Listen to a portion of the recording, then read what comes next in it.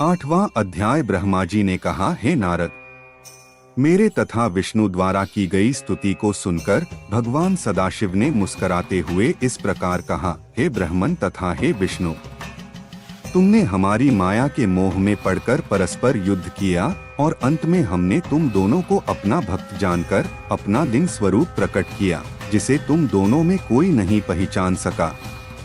अब तुम्हें यह उचित है कि पारस्परिक विरोध भाव को त्याग कर तुम दोनों ही अहंकार को नष्ट कर दो और वह कार्य करो जिसकी हम तुम्हें आज्ञा देते हैं। हे नारद, इतना कहकर भगवान सदाशिव ने श्वास के मार्ग द्वारा मुझे संपूर्ण वेद पढ़ा दिए। तदुपरांत वे 5 मंत्र भी बताए जिनमें संपूर्ण विद्याएं अंतर्निहित हैं। उन्होंने सर्वप्रथम प्रणव की शिक्षा दी, जिसके अक्षर वेद कहलाते हैं। शिवजी का सर्वप्रथम वाक्य वही है। तदुपरांत उन्होंने 24 अक्षरों से युक्त वेदों की माता गायत्री का उपदेश दिया। फिर महामृत्युंजय मंत्र की शिक्षा देने के उपरांत उस चिंतामणि मंत्र को सिखाया जो भक्तों को महान सुख देता है। उस वेद तथा मंत्रों को पढ़कर हमें अत्यंत प्रसन्नता प्राप्त हुई।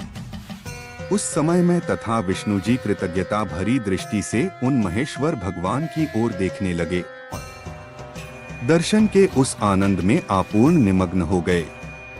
उन परम प्रभु के दर्शन से हमें जो सुख प्राप्त हुआ उसका वर्णन किसी भी प्रकार नहीं किया जा सकता। हमारे इस अनन्य प्रेम को देखकर भगवान महेश्वर को भी बहुत प्रसन्नता हुई। तब उन्होंने मुझसे यह कहा, हे ब्रह्मा, तुम धन्य हो जो तुम्हें मेरी कृपा से संपूर्ण सृष्टि का स्वामी होने का सौभाग्य प्राप्त हुआ है। अब तुम मेरी आज्ञा स्वीकार कर सृष्टि करो। मुझसे यह कहकर फिर वे विष्णु की ओर देखते हुए बोले, हे विष्णु, तुम सृष्टि का पालन करने के अधिकारी हो।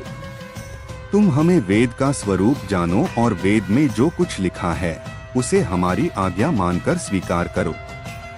हे नारद, भगवान त्रिशूल पाणी की आज्ञा सुनकर हम दोनों ने उनसे प्रार्थना करते हुए कहा, हे प्रभु, हमें आपकी आज्ञा स्वीकार है, परंतु हम यह चाहते हैं कि आप स्वयं भी कोई अवतार ग्रहण कर हमारी सहायता करते रहें।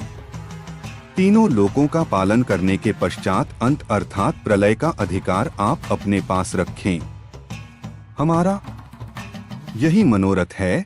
इतना कहकर हम दोनों मौन हो गए। तदुपरांत उनकी मौन स्वीकृति पाकर हमने यह बात कही, हे प्रभु, अब आप सर्वप्रथम हमें यह बताइए कि हम किस रीति के अनुसार आपका पूजन करें। यह सुनकर भगवान भूतभावन ने उत्तर दिया, हे ब्रह्मा तथा विष्णु, हमें संसार में तुमसे अधिक प्रिय अन्य कोई न होगा।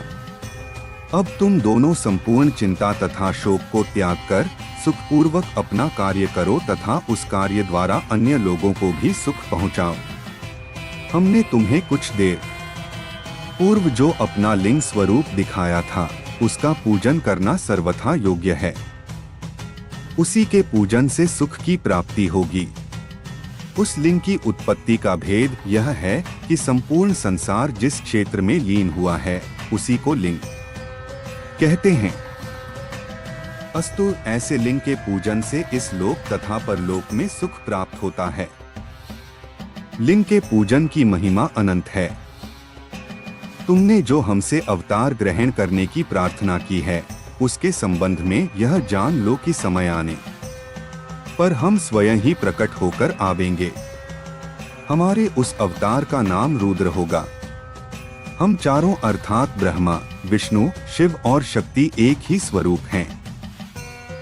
जो व्यक्ति हम में किसी प्रकार का भेद समझेगा उसे बहुत दुरहक उठाना पड़ेगा। इतना कहकर भगवान सदाशिव ने एक बड़े गुप्त भेद को प्रकट करते हुए मुझसे कहा, यह भेद वेद में भी अधिक गुप्त है, अर्थात हम सगुण रूप में शिव और शक्ति 2 नामों से प्रकट होते हैं तथा तीनों गुणों द्वारा ब्रह्मा, विष्णु एवं शिव नामक देवताओं के रूप में अलग अलग प्रकट होते हैं।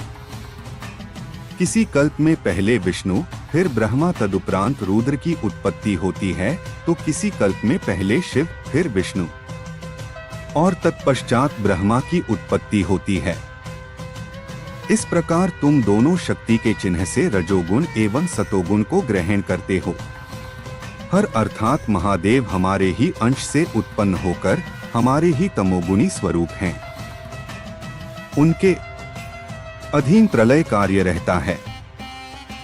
अस्तु, जिस प्रकार हम तमोगुणी रुद्र का स्वरूप धारण कर प्रकट होंगे वह सब हमने तुम्हें बता दिया। तुम दोनों श्याम एवं लाल वर्ण का स्वरूप धारण किए हुए हो, अतः हम श्वेत रूप धारण करेंगे। तुम दोनों पर तमोगुण का प्रभाव न होगा, परंतु हमारे रुद्र स्वरूप की यह स्थिति होगी कि वह तमोगुण से मुझे यह आज्ञा देकर भगवान सदाशिव ने विष्णु जी की ओर देखते हुए यह कहा, हे विष्णु, तुम संपूर्ण जीवों का भली प्रकार पालन करना। हमारे दाहिने ओर से ब्रह्मा, बाएं ओर से विष्णु तथा हृदय से रुद्र की उत्पत्ति होगी।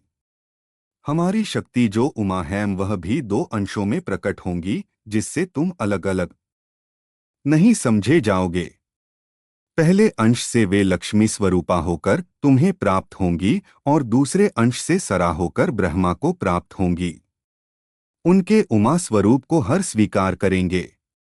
उस समय संसार में उनका नाम सती प्रसिद्ध होगा।